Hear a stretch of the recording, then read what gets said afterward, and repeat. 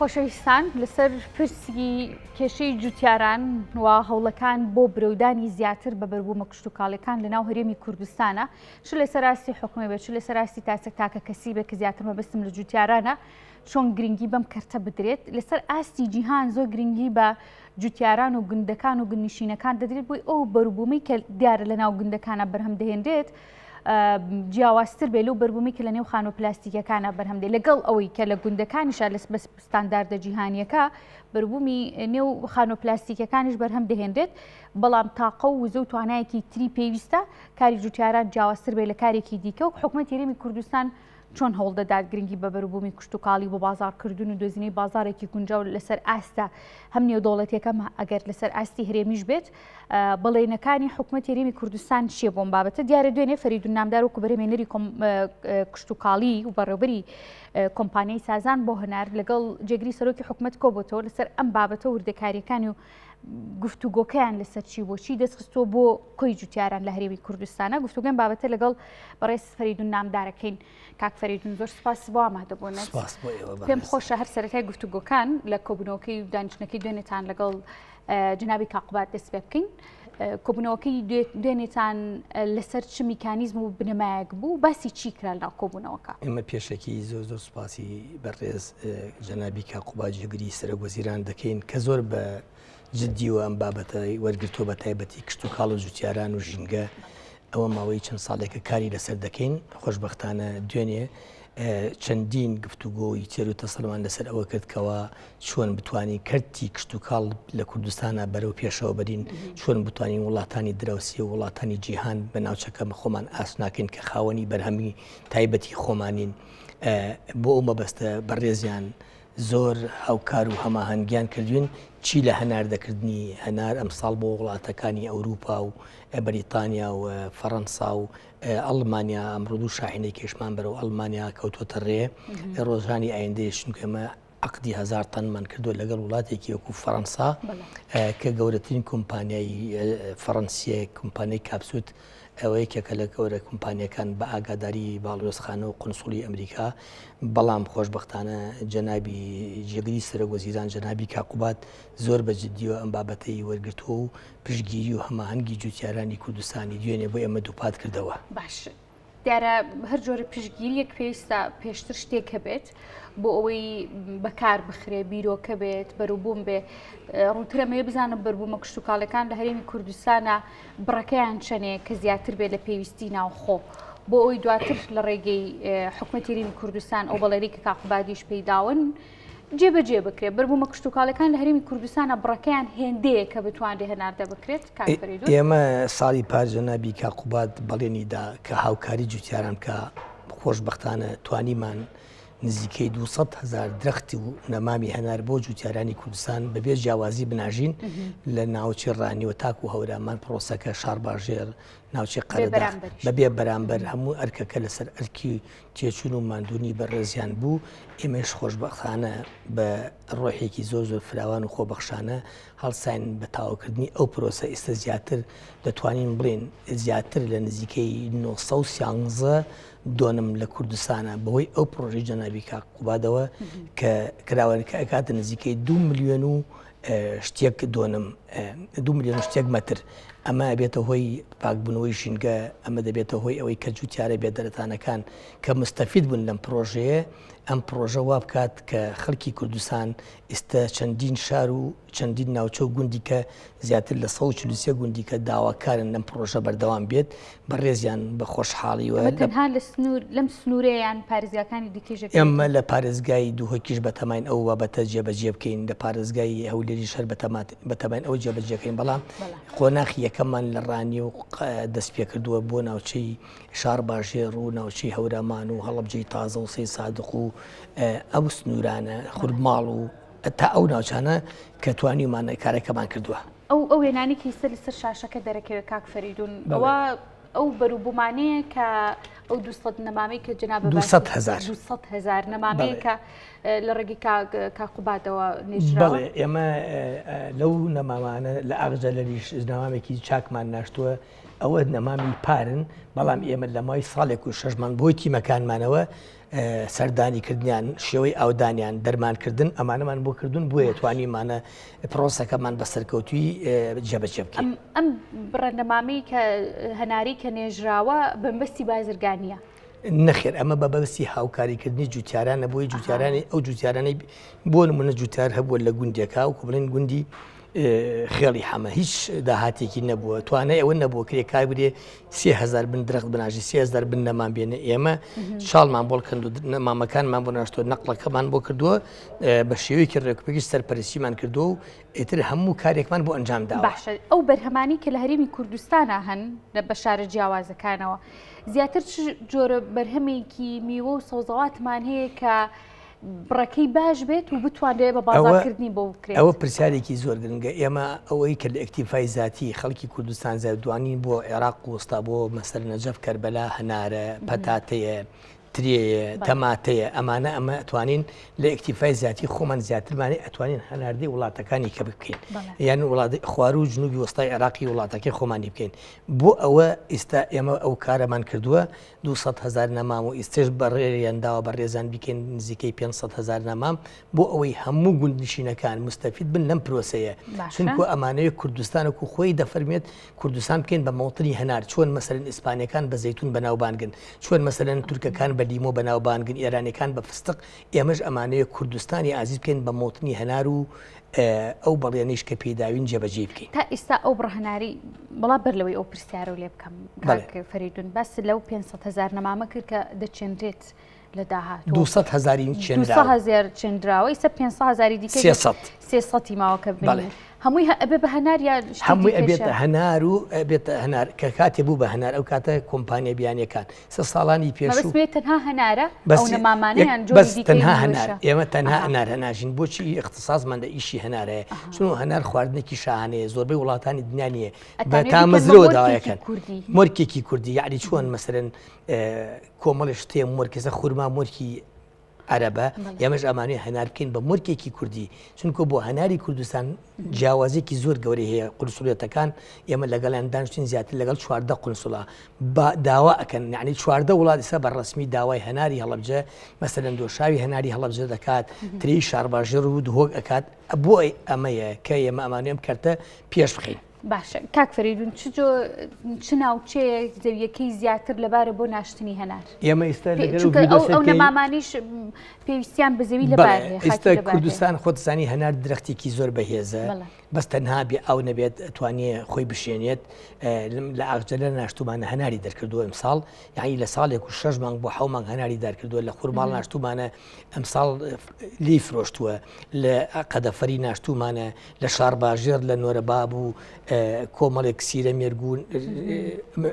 هەندێک گوون باشی هەبووە بەڵێ هەیەی یعنی هەموو هەنار لە 2 ساڵ بۆ 3 ساڵ لە ساڵ و نیو لە شارە زۆر و بەعزێ هەندێک زەویە لە ساڵ و نیوەتر گوڵ ئەکات و ئەبێت بە هەنەر بەڵام لە ساڵانی 2 ساڵ و 3 ساڵ ئەتوانی بیکێ بە بازرگانی بیفرۆشی. باش کاک فەریدون دیارە بەدەر لەوەی کە خاکی هەرێمی کوردستان ئەم هەناری بە شێوەیەک بەناوبانگە هەناری هەڵەبجە هەناری هەرێمی کوردستان عینەنشێت بەناوبانگە بەدەر لە هەنار چ بەروبوومێکی دیکە گرنگی پێدەدرێ و چ بەروبوومێکی دیکە لە ناو خاکی هەرێمی کوردستان بە شێوەیەکی باش پێدا ئێمە وڵاتێکمانێ خوا ئەو شتەی بە گەری کورداوە باشترین ناوچە لە عێراقا بۆ هەنجیر ناوچەی کوردستان و شارە زورە باوەڕتە بێ هەنجیر گەورەترین داهاتی نەتەوەیە یەک تەن هەنجیر لە وڵاتێکی وەکو ئیتالیا وەکو فەڕەنسا بە 9,000 یۆرۆیە بەڕاستی سێری بیرکەرەوە لەو ڕقەمە چەند گەورەیە یعنی ئەگەر ئێمە ملیۆنێک دار بناژین لە ناو شارە زورە هەر دارێکیش 25 کیلۆ تا 30 کیلۆ دەرکا ئەکاتە 30 ملیۆن کیلۆ زەربی نۆی کە بزانە چەندێک لە ساڵێکە یەکێکی لە ستونە گرنگەکانی ئابووری پێشکەوتنی وڵاتان لە ڕووی کشت و کاڵ و پیشەسازیەوە فقط گەڕانەوەی پارەیە تۆ بۆ ئەوەی ئەو پارە نەچێت دەر لە وڵاتەوە بێتە ناوی زیاتر ئابوووریەکەت بەهێزە بێ عملەکەت بەهێزە بێ ئەمە یەکێکە لەو خاڵە گرنگانی کە ئێمە بیرمان لێ کردوێتەوە هەنجیرێکێکە لەو وەڵامی ژن هەنجیرێکێکە لەو فاکتەرانە کە ئێستا بڕیارمانداوە 1 ملیۆنداری هەنجیر بناژین ئەم ملیۆندارە هەنجیرە بۆی بە هەموو وڵاتانی بە هەموو پارێزگاکانی هەرێمی کوردستانەوە بیرمان کردوەوە یەکەم جار لە شارە زۆر بیناژین ژگۆ زەویەکی بەپیت و لەبارە بۆ ئەوە بەڵام ناوچەی ئاغزەلەر باشترین هەنجیرە لێ ناوچەی سلێمانی مەسەرەن منتەقەی کانی گۆرانوانە بە هەنجیر بەناوبانگە کۆمەڵی شوێن هەیە لە کوردستانە بە هەنجیر بەناوبانگە حەقە حکوومەت بڕیارە بدا لەسەر ئەوە باش دیارە چنێکە ئێمە بەرەبوومەکانمان توانیمانە پێداویستی ناوخۆی پێپڕ بکرێتەوە کاک فەریدون بەڵام بە بازارکردن ئێستا شتێکی گرنگە لەسەر ئاستە جیهانیەکە ئەم کرانەوەی کە کۆمەڵگە بەخۆیەوە ئەیبینێت و ئەم کرانەی هەرێمی کوردستان و سنوورەکان و ئاڵوگۆڕی بازرگانیمە بۆ خۆی لە خۆیان سوودمەندیەکی هەم بۆ حکوومەت هەم بۆ جوتیاران بێگومان گرنگە یعنی چۆن یاخود هەوڵێک دراوە بۆ ئەوی کە بازارێک هەبێ بۆ کۆکردنەوەی تەواوی ئەو بەرهەمە کشت و کاڵیانی کە لە هەرێمی کوردستانە ئەوە زۆر پرسیارێکی بەجێ سوپاسی بەڕێستەکەم بۆ پرسیارە لەبەرەوەی ئێمە تایسە بازارێکمان نییە شوێنێکمان نییە شەریکە عالەمیەکان ڕوومان تێ بکەن ستە کارفۆر لؤلؤە ئەتاهی سیتی تیسکۆی بەریتانی مەسەلەن کاپسوتی فەڕەنسی ئەمانە هەمویان داوا ئەکەن بێنە شوێنێک و ئەگریمنت و عقد بکەن ئێمە خۆشبەختانە لەگەڵ وەبەرهێنانە لەو پلانێن کە گەورەترین بازار بکەینەوە کە عقد و شەریکەکانی دنیا ڕووبکەن دەوێ ئۆفیسی تایبەتی خۆیان هەبێ بۆچی بۆی بێت سلێمانی بێتە مەڵبندێکی بازرگانی کشت و کاڵی لە جیاندا یعنی ئەمە خاڵێکی گرنگە قونسولەتەکانی ژیانێ ملحەقی ئابوووریەکان ئۆفیسیانە بێ چۆن مەسەرەی سەر تورکیا ئۆفیسیە ڤیزە ئەدا بۆ کاروباری بازرگانی و ئەمانە ئێمە 14 قونسولیش بەڵێنێنداوە خۆشبەختانە ئێستا پرۆژەیەکمان بەدەستە خەریکە لەو پرۆژە لە قۆناغی جێبەجێکردن و کۆتاییدا ئەگەر تەواو بکرێت ئێمە ساڵی ئایندەوە ئەکەین ئەو بازارڕە گەورە بکرێتەوە کە بێتە هۆی پێشکەوتنی کشت و کاڵچنکۆ بۆ ئەو کاتە جوتیارەکان ئێمە ساڵانە سەدان باغ لەو جوتیارانە ئەکرین ئەو کاتە شەریکاتی شەحن ئەبێ دروست بێ ناوچەکە کە شەریکاتی شەحن دروست بوو شتمان ئەچێتە دەرەوە کە بەرهەمەکانمان شوێ دەرەوەی من باسی 5 ئایتم بۆکەم تەماتە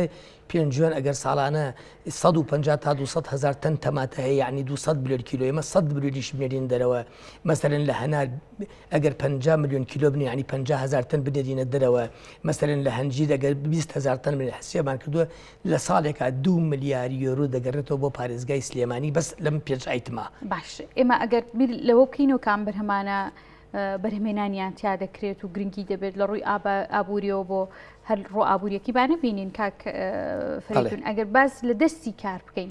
ئەم 200 هزار نەمامی کە نێژراوە تا چەندێک دەستی کاری توانیویەتی بڕەخسێنێت بۆ گونیشینەکان ئێستا من ئەوەی کە داتای لە لامە تا ئێستاتێ بەس لەو ناشتنا بۆ هەلی کار زۆربەی خوێندکاری زانکۆ بوون تەنانەت ماستەری شانتیا بووە زیاتر لە 6500 لە پرۆژەی ناشتنی ئەو هاوکاری و فەندەی جەنابی کاقوبات کردوێتی بۆ جوتیاران 6113 کەس من بە داتا لامانە موچان هەبووە لە ماوەی سێ بۆ سێدا تر چەندین مهندسی زراعی کاری تیا کردووە چەندین نازر زراعی کاری تیا کردووە بەکشان و کوڕێمە دایمە بە میکس ئیشەکەن ئێستا لە ئەم هەنارێمە نزیکی ساڵانە 100 باغ 60 باغ 80 باغ بەپی ئەوەی کێنن دەرێ ئەو باخانە کەکرین زۆربەی تیمەکانمان کشن یعنی کشمان لایە سەرۆکی تیمە سێ تیم اینجا لە پاکیجینە هەموو کچەکان پاکیجینەکەن پاکیجیمانەدا بە کوڕەکان دەبەرەوەن باشتر ێزان زۆربەیشان خریجی جامیعە مهندسمان لەلایە محاسبی زۆرمان لەلایە ئەمانە هەلێکی کاری باش ئەڕەخسێنێ بۆ کەرتی چونکە هیچ کەرتێ بەقەت کەرتی کشت و کاڵ هەلی کار ناڕەخسێنێ چونکە بۆچی بەرفراوانە لەق و پۆپی زۆری لێبێتەوە اینجا کە سایقی پیکابە سایقی دووتەنیە اینجا کە سێرەکەی قەپانە ساردخانەکان فولە بێ ساردخانەکانی سلێمانی زۆر بەیان هەنارە دایان ناوە کەم ئەیخەنە بازارڕەوە ئەگەر ئێمە ئەم پرۆسەمان سەرکەوی بکەین بە 2 ملیۆن دار بەس باهاتی ئەو 2 ملیۆن دلارە 1 ملیۆن دارە کە بەرهەم دێ لە ساڵێکە ئەتوانین بە درێژایی ساڵەکە کە ساڵی کشت و کاڵی 9 مانگ بۆ دەمانگە بەرهەمی هەنار لە هەرێمی کوردستانە هەناردە بکرێت ئەتوانرێ بە نرخێکی گونجاو لە بازارەکانی دەست خەڵک بکەوێت ئێمە ئێستا بە نرخی گونجاو ئەیفرۆشین بە خەڵک ئاوی هەنارەکە ئەفرۆشین بە خەڵک مەسەلەن ڕووبەنارەکە ئەفرۆشین بە خەڵک کەواتە من لەسەر ئەمە ئەیکەم بە دوا پرسیاری شاک فەریدون ینی بەدەر لەوەی کام بەرەبوومە کشت و کاڵیانە وەکو بەرهەمێکی تایبەت بەرهەم ئەهێنرێن بەرهەمیەن ینی دەشتوانن لە ڕووی پیشەسازی و دووبارەوە بەرهێنانەوەیان کردو فکرێکە بۆ ئەم بابەتە چۆنە ینی بیرۆکەیەکەیە کە ئەم بەرهەمانە دووبارە سوودمەند بینەوە لێ بەڵێ زۆر ئێمە لە بیرمانە چێ بێ زۆر سپاسی وەزیری کشت و کاڵ خاتو بێگەر تاڵابانی بکەین چونکە بۆچی لەبەرەوەی خاتو بێگەرد وەکو خەمخۆری جوتیاران کاک ڕزگار محەممەد قدر کە حقت لەم پرۆسی هەناردەکردنا زۆر ئیشی کرد ئێمەتانیمان 250 تن بە هاوکاری پشتگیری سەپۆرتەکاری ئەوان ڕێگە پێدان کۆمەڵی شتیان بۆ کردین شادەی من ئێمە دەستخۆشیان لێکین ئەگەر ئەوانە نەبووێنە ئێمە نەمانتوانی هەناردە بکەین بەڵام ئەم پرۆژەی کە جەنابەت باسیەکەی ئێستا معمەلێکی شەربەتی هەنار و ترێ لێرە بکرێتەوە زیاتر لە ئەتوانم بڵێم لە ساڵێکە زیاتر لە 2-3 کەس مستەفی دەبێت لێ خۆ تەرخاوەنی کۆمپانیایەکی لە من خەریکە و بەرنامەم ئەم پرۆژە گەورە بکەین چونکە پرۆژە بۆچی سوودی هەبوو تا ئێستا و پرۆژەیە بڵێ چۆن سوودی ئێستا زۆربەی وڵاتانیانە بۆکو دەرمان لە ئێمەکردی ئێمە ئێستا ئێمە وڵاتێکی کوسترێنن کە داوای بەس شەربەتی هەنارمان لێکە ئاوی هەنارمان لێکە بە دەبەی 200 لیتری بووە ئێوە ئامادەیتان دەربڕێەوە بڵێ ئابار ڕێگر ڕاستەخۆ لەگەڵ قونسولەت تا دانیشتوین لەگەڵ قونسولی مەسەرن چەند وڵاتێکا دانیشتوین چونکە بۆ هەنار لە هەموو وڵاتێکان نییە هەنارەکە ئێمەش فەرقیە لەگەڵ هەرەکەوان ئەوان بە دەرمان و مبیدات وەسمیدەی کیمای ئێمە خۆڕسک و تەبیعیە اینجا یەک شتێکش لە بیرمانە چێت کە زۆر مهمە ئەم خاڵە گرنگە زۆر گرنگە ئەمە ئێمە تۆڕێکی نێتۆرکمان گوندەکانمان بەستۆتەوە بە شارەوە یەکەم ئەمنی غیزایی دابینەکەین دووەم ئەمنی قەومیمان دابینەکەین سێم بودجەی وڵاتەکان پارەوی لە وڵاتەکان وێنێ بۆ کوردستان چوارەم جوتیارێکی بێدەرەتان لە گوندێکایە کە هیچی نییە سێرەکەی باخێکی هەنەرمان بۆ کردووە ئێمە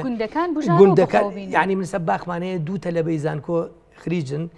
کشانن هەردووکیان لە باخەکە ئیشەکەن یعنی خۆزگە ریپۆرتاژێکتان لەسەرەکە دەیان باخمان دروست کردووە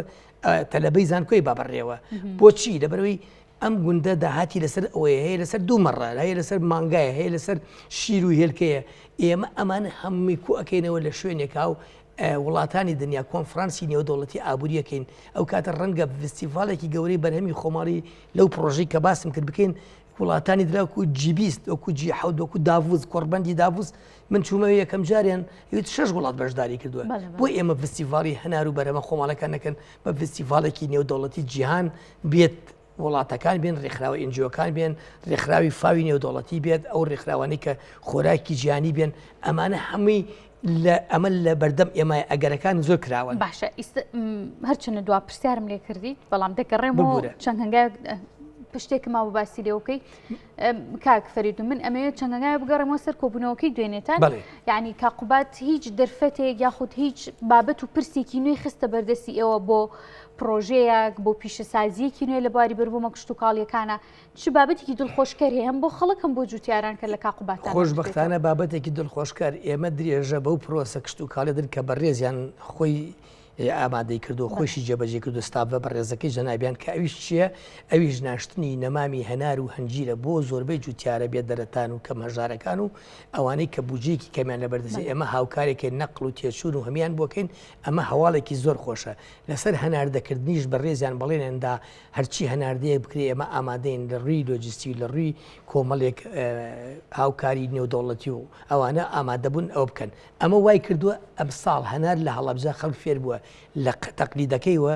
تەقلیدە کۆنەکەی قسە سنووقی 20 کیلۆسی ئەمە بە کارتۆن پاکێجی نەکەین ئەمە شەریکەی کارتۆنیە بەدایخە شەریکاتی شەحن تا ئێستا لە هەرێمی کوردستانە شەریکێکی شەحنمان نییە یەک شاحینی تابێ ئێمە ئەم پرۆژەیەمە دەستمانەوە لەوە چ دایان شەریکەی شەحن دروست بێ بەرهەمەکانمان پەتاتە تەماتە هەمووی بڕاتە دەرەوە ئەو کاتە ئابوووریەکی بێز بۆ ناوچەکە دابینەکەین کاک فەریدون دەستان خۆش بێت